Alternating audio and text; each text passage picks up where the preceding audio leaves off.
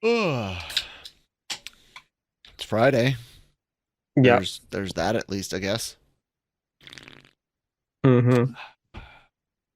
And I actually got something horror related to talk to today. Talk about today. Wow, nice.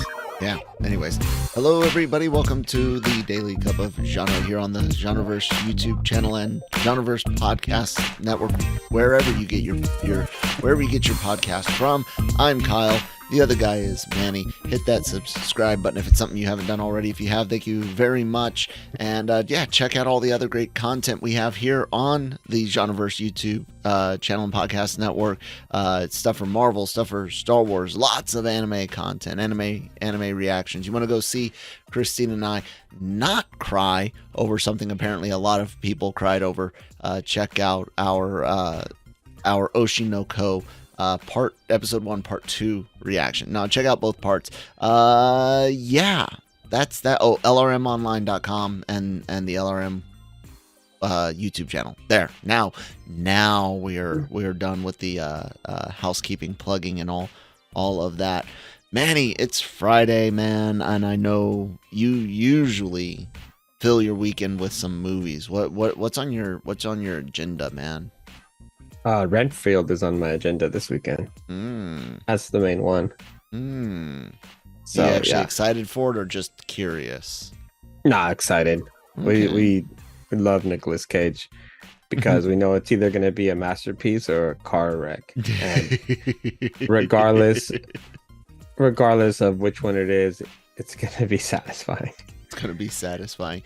Well, it's kind of funny that you bring up seeing Renfield because that actually leads to our first story. So Universal, who is doing the movie Renfield and did the recent Invisible Man movie, we know they've been trying to revitalize their monster universe. They tried twice to get it off the ground. Dracula, Untold or something like that, and then Tom Cruise Mummy.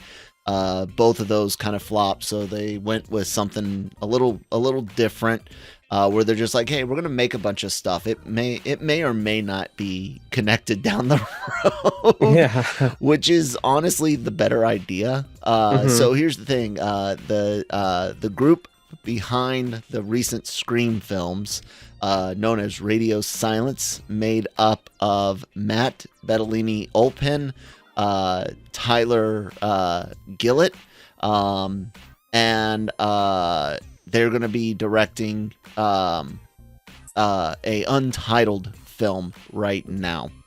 And this is according to Deadline, a script written by Stephen Shields, and at once allegedly titled The Daughter of Dracula. No tell on whether or not this would be related to the original Daughter of Dracula or maybe connected to Nick Cage's Renfield. But I know you were a big fan of the Scream movies, and here's a chance where we might get some connectivity for this monsters universe, if it ends up being that way. How do you feel about that group tackling a classic Universal, allegedly classic Universal monster? I really doubt that it's going to be connected to Renfield. I think that's a standalone story. Like 100% sure it won't be, because Renfield is more about the aid really than the actual character of Dracula. I'm just reading it the way stuff was written. Oh yeah. Oh, okay. Yeah. No, it shouldn't. It won't be. It's cool, man. Like, the classic monsters are classic for a reason. They do still bring interest. I mean, when not Guillermo del Toro, Benicio del Toro did Wolfman, that was actually pretty cool, pretty fun. I honestly, I thought the last Invisible Man was terrible just because of how tech they made it. It's like it doesn't need to be that way. Like, we need to be in disbelief. Like, you don't have to try and make a justification for everything, because then it just made it really supernatural. Yeah, it made it really weird when you got paint smeared on it, and somehow you're able to get it all off. Anyway, because yeah, if you suspend disbelief, then you need better do it the entire way through. It's just they're classic for a reason. They're fun. I mean, that's Frankenstein, Wolfman, Dracula, and I honestly don't really know what's so difficult about bringing that back to life. I don't know if maybe they just get way too ambitious. I am still kind of upset about that entire thing with the dark universe. Yeah, that they were going to create, because they had need that though. I don't need Frankenstein's monster and Dracula to team up, except in Scooby-Doo cartoons or Monster Squad. That's about it. But they had such good casting for everyone. That's where I'm at with that. I did want to see those actors play those characters, and so it's a shame that The Mummy was really, really bad. Yeah, it was. Yeah, and that's where everybody found out how that campy version of The Mummy was actually one of the best things that we ever got. Oh man, Brendan Fraser's first Mummy is great. That's a solid classic adventure movie. That to me is a I mean, it's not as great or as when I say timeless, I mean that anyone of any generation can really enjoy Fraser's version of it. So it's timeless in the likes of the original Ghostbusters, Back to the Future. Solid action adventure film. If you've not seen Brendan Fraser's version of The Mummy with Rachel Weisz, go see it. The second one is the least offensive of the sequels, but still just stick with the first one. Don't worry about the second one's fine. It's okay. The third one doesn't exist. Third one doesn't exist. Scorpion King and its sequels don't exist. Scorpion King doesn't really count. That's not really The Mummy. So yeah, just that first one's great though. Anyway. First, the second one, because I do like the besides the Scorpion King part of it, the rest of The Mummy, the sequel is actually pretty much in line, I feel, to the other one, especially because the kid, I thought he was really fun. I don't know what direction they're gonna take with it, and it's just everybody tried so hard a couple of years ago to be Marvel, and it ruined so many franchises. And in 2023, everyone's realizing that you don't need to be Marvel. You don't need to. Not everything requires an interconnected universe. Like I said, I don't need Frankenstein's monster and Dracula teaming up for anything outside of. You just need those. You just need those stories. Just and tell Monster me the damn story. Squad. Because the Frankenstein story is a very good story. Yeah. Dracula has a very interesting story. Yeah. We've been reading the classic Dracula. And we still don't have a solid modern take on the creature, Yeah, that's true. Yeah. There's a lot that could be done there. It's cool, like that they're gonna be trying it again. Hopefully they get it and it's weird because these are the same people that. Oh wait, no, that's not them. That's WB. Never mind. I was gonna say that they're the same people that figured out The Conjuring, and it's like, no, that's the wrong studios. They're next door. Yeah, that's it's cool. Give me more of that. We even go in the theaters when they have the special screenings for Bride of Frankenstein and stuff like that from the classic eras, the 30s or whatever. We go and watch them because they're not the greatest films, but they hold up as history in cinema, because you look at some of their effects that they had in the 30s and you wonder how did they pull that off with no computers. Very, very good artistry. Very, very clever. Back in the days where some of your effects and stuff were done by painting the actual film frames, and then copying those. Insane. I hope it's good, whatever comes of it. Like I said, I'm down to see all sorts of monster films get of monster films get made. I just don't need them connected, so that's why I'm with Manny on thinking whatever this is, even if it's got the name Dracula in it, it won't necessarily be Nick Cage's version, which is absolutely fine. I'm only upset at disconnected stories within a shared universe, not upset at something that's not a shared universe to begin with. So, yeah, there's that. What do you want to talk about, Manny? Do you have something on your mind? If not, I got two options for you. Yeah, I was really curious. Sure. I was upset that we didn't get to talk about it yesterday. But specifically, Yeah, sorry about that. No, it's fine. Like, it happens. It happens. But the reason why is because I was really curious with the announcements of Max. Mm-hmm. Because they have the three tier plans. And being that you're a stickler really for quality. Mm-hmm. And for things like that, which is why you're always like a physical media over everything and blah blah blah. I was wondering what you thought of their separation between like a supposed 1080p resolution and then their Max Ultimate for $20, which they say is 4K UHD. Dolby Atmos sound quality versus their 5.1 quality on the other two tiers. Just because I'm like, wouldn't you? I felt like, what I wanted to ask you, is that misleading because it also depends on your internet and your setup? Yes, 110%. So here's the dirty little secret about audio quality. Now I don't know how Max separates its streams specifically. I do know that audio is the first one to start cutting out because human hearing is so easily I don't want to say distorted, but clouded. Like, there's so much going on around us, even if you're sitting in a room with nothing but the sound from the movie or show on, your hearing is still, drops in quality are a lot harder to perceive audibly than they are visually. So, right.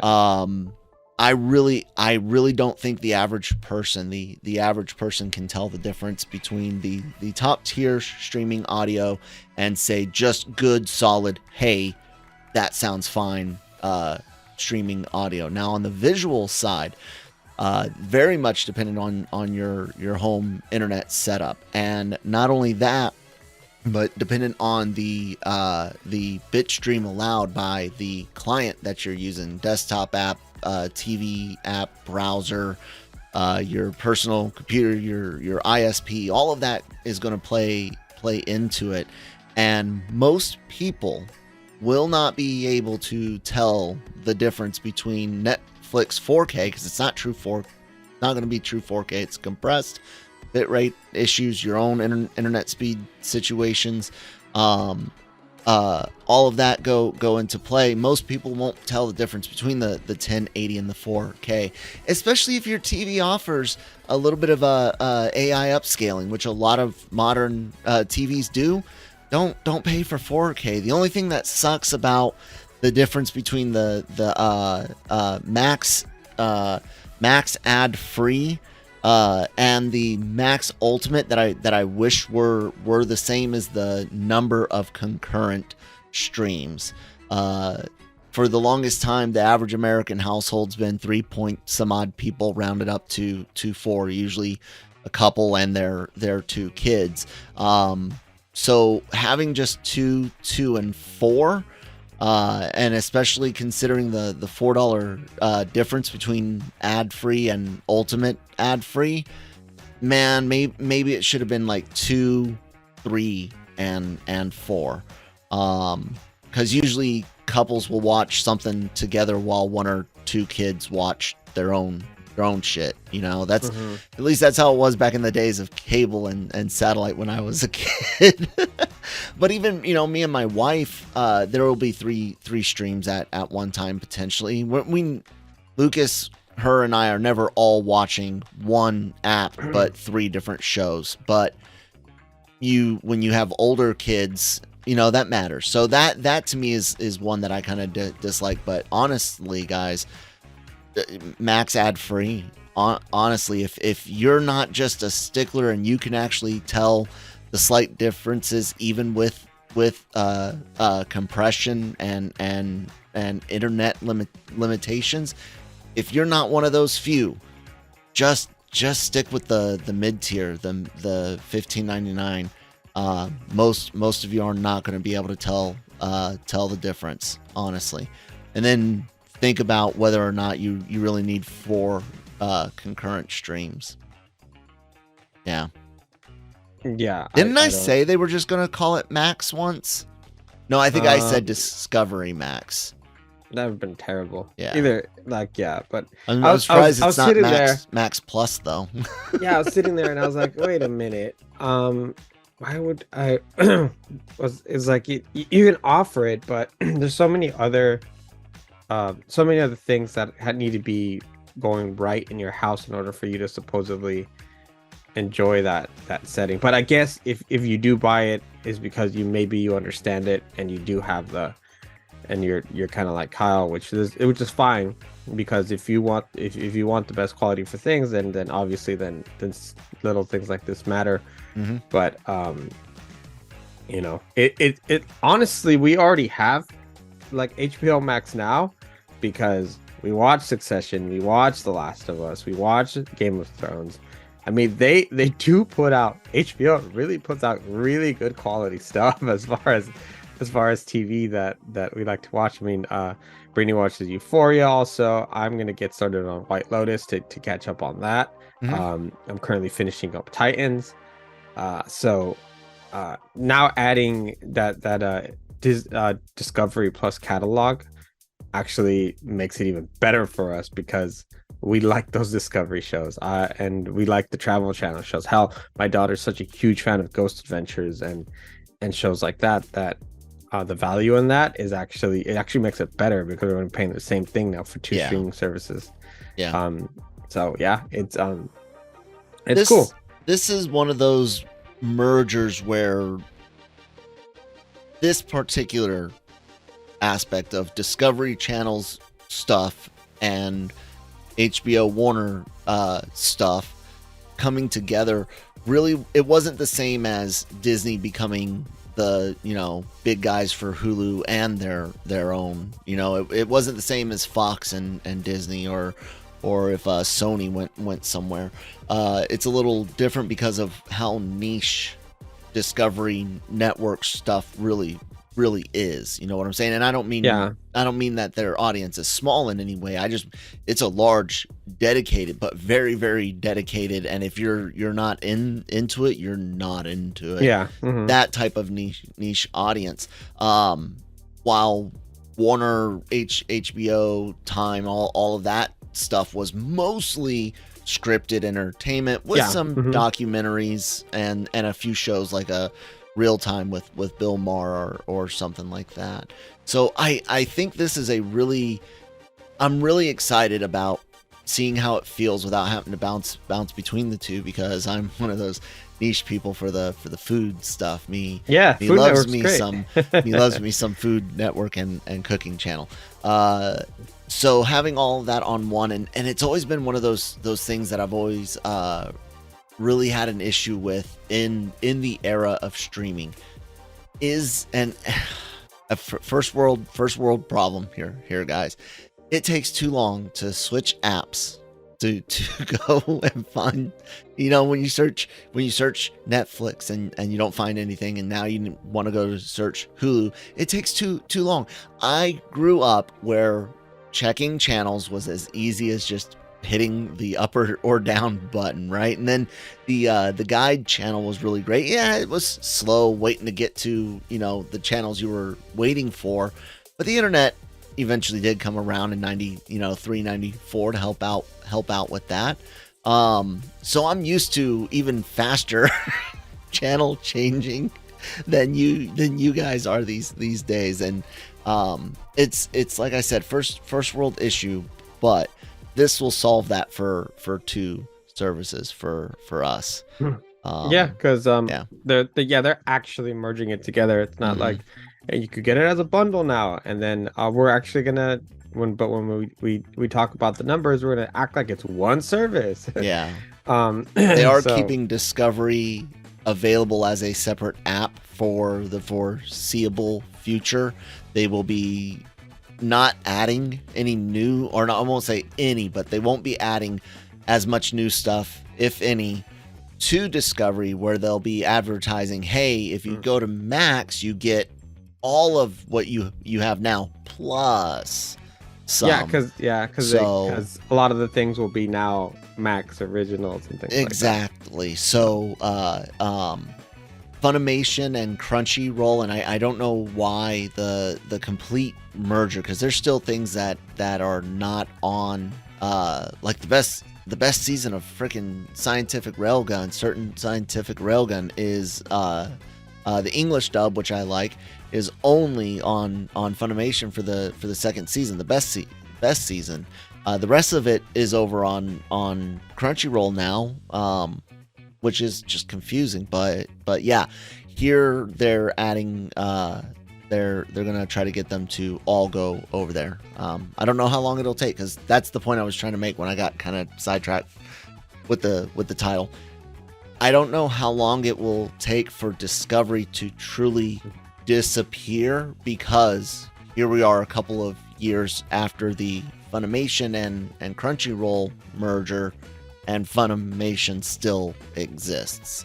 It doesn't get anything new put on it that I can tell, but everything that was there is still there, and some of it hasn't been migrated over. So we'll see. I don't know, but it's cool.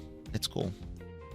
Yeah, I can't be mad about it. I love Sony's partnership really with Netflix, because if it feels like classic. We'll buy this off of you. We're gonna rent it, like streaming services used to do with everyone. Yeah. And so yeah, they're keeping that model going, because a lot of that Sony stuff ends up on Netflix. Cool. I'm gonna so let me write this timestamp down here.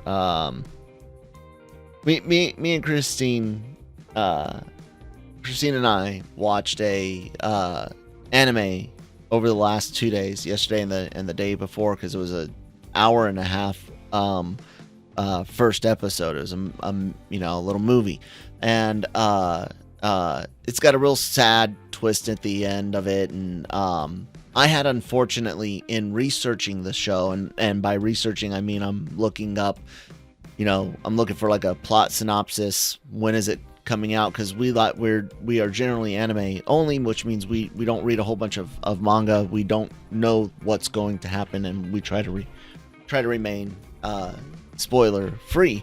Anyways, I got spoiled on a detail, and it was a pretty big one, but I'm still happy it took place in this little mini movie. That being said, it's sad. It's really sad, and it's wonderfully executed. It's beautifully animated. It's beautifully scored. The writing, I do have one nitpicky thing with it, and that someone's bleeding out and is having a very, very long conversation. Yes. Which I get what they're trying to do. So it's 100% forgivable, but it is something that's just kind of glaring at you. And we watch it, and Christine was totally shocked at what happened, because she didn't know, and I was just really pleased at how well it was done, and how sad it was, but we didn't cry, Manny. We didn't cry, and I was talking a little bit during some parts of it, because I was kind of like relating to certain aspects of it and just kind of thinking out loud, you know. Maybe even a little bit of coping, because it was sad, you know. And it's like, damn, man, I thought maybe I'd get to spend some more time in this, you know, in this particular situation. But people seem to be upset that we didn't cry, and it kind of led me down the path of those that seek out emotional abuse via entertainment, via shows, reactions, whatnot. I don't know, man. I don't. It takes specific things to make me actually cry. You know, we even said in the thing, because I could already tell someone was going to be upset that we didn't cry. That if it had been a little different, we'll say. I'm trying not to spoil anything for anyone that hasn't seen it, because it is a very touching anime, and very very intense. If it had been slightly different, we probably would have cried. Certain things kind of touch people differently. Maybe if you're a parent versus if you're not a parent. Maybe serving in the military versus not. You know, I don't know, man. What are you an easy crier? Like, do generally sad situations, like if a character loses their dad in a show, does that bug you? And that's not necessarily is or isn't what happened in this particular show, but I mean, Janet cries at anything. What about you? I work in the news, man. Do you know how many things I see daily? Thank you. Thank you. But I will say that, because I think that's what matters, is exposure to real world tragedy and stress. I think Christine and I, given our military background, both with our fathers having been to combat, myself been to combat, I think that plays into our like threshold for what's worth getting worked up over, you know? Yeah. Well, I mean, for example, of course, a couple of things were blurred, but I saw the body cam footage and bystander footage of the shooting that just happened in Kentucky. 2 days ago, I saw the raw footage of a lady getting hit by a tow truck that ran a red light, and she passed away. Like, that's and I see these things. With vehicles is awful. And I see these things daily. The emails that come in, I mean, just they're awful. For example, there's like, I just hate to kind of bring it down more, but like, for example, the one that I was just looking at a few minutes ago was about somebody who got arrested for child abuse. Oof. I mean, it's like the child abuse ones are like daily.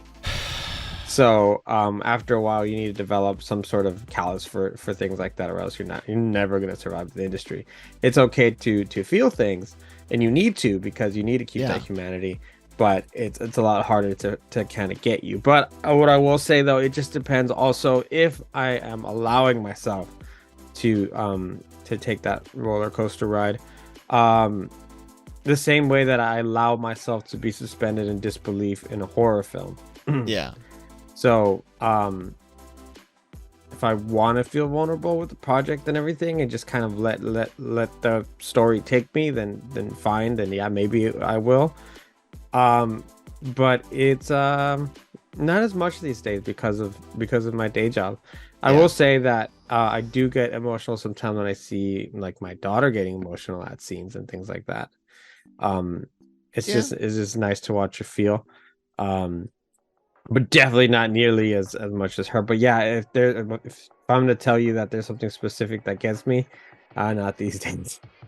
Unfortunately, things with kids usually will definitely, anytime kids are hurting or have, you know, whether that's physical, emotional, sadness, like that type of thing, because we are parents. Yeah. You know, but there's a lot of things that, yeah, it's sad, but just because you don't see waterworks doesn't necessarily mean that we're not sad, that we're not like, oh man, that, you know, people just handle it differently. The one positive about it though is that it's proof you're not gonna ever get any kind of fake reactions from Christine, Brian, or myself, because we're just not in it for that. We're actually in it to just like talk about what we're watching. But anyways, that's gonna have to wrap it up. I gotta get set up for Breaking Geek Radio. They were supposed to review Renfield, but Janet got sick and Nick had to work, and therefore only one person potentially saw the film, and I don't even know if Jonesy actually made it to see it. But hey, check out Breaking Geek Radio, the podcast. Anyways, here on the Genreverse YouTube channel, look right there, there's their Mario review from last week. Lots of anime content, as you can see, but we've also got Star Wars news and reviews on the Cantina. Daily Cog, of course, and Marvel Multiverse Mayhem pops up for Marvel projects for review. If it's not a reaction video, goes up on all your favorite podcast apps and the website lrmonline.com for all entertainment news, needs, opinions, written reviews, and more. Manny, anything else for the people until Monday? Janet Hopefully. Probably got sick because he kept saying that The Last Jedi was good. He watched The Last Jedi one too many times. He got movie Finally poisoning. got him. Finally got him. Bye, guys.